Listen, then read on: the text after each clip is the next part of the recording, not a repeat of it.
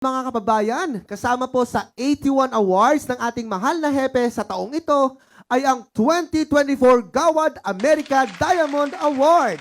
Ang mga detalye ay mapapanood po sa report na ito.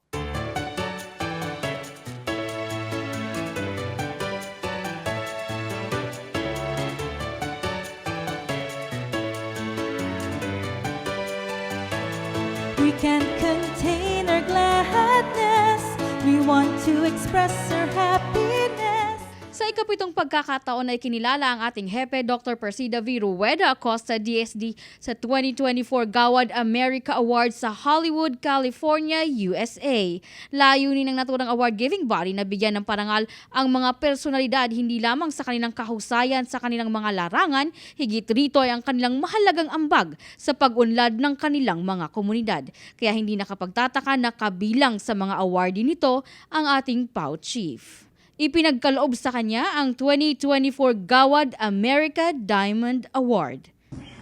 Kayo pong mga kapwa Pilipino dito sa Amerika, makakaasa po kayo na sa ating bansa ay mayroong rule of law, justice and equity. At ang Public Attorney's Office kung saan po ako namumuno sa loob ng halos 24 na taon na bilang inyong Chief Public Attorney, ay handang maging ilaw at tanglaw natin.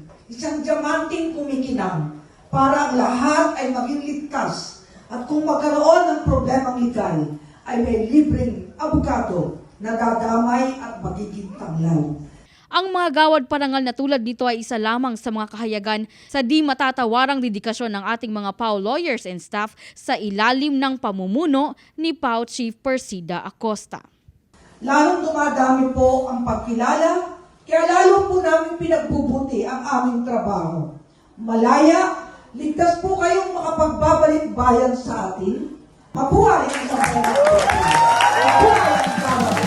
Persida Acosta, abogado ng masa. Persida Acosta, lingkod ng bayan. Persida may takot sa Diyos, nagmamalasakit sa kapwa. Persida Acosta, Persida Acosta, abogado ng masa.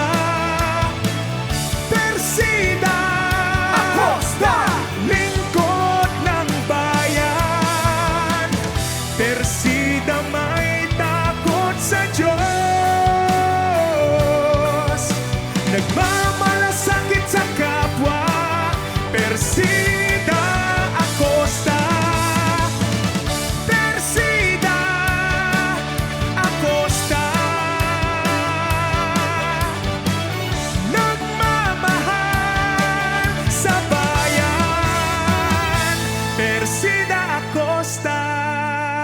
Ako po si Geraldine Ranyes para sa #PalaNews. Persida Acosta, hustisya ng masa, katarungan laban sa kahirapan.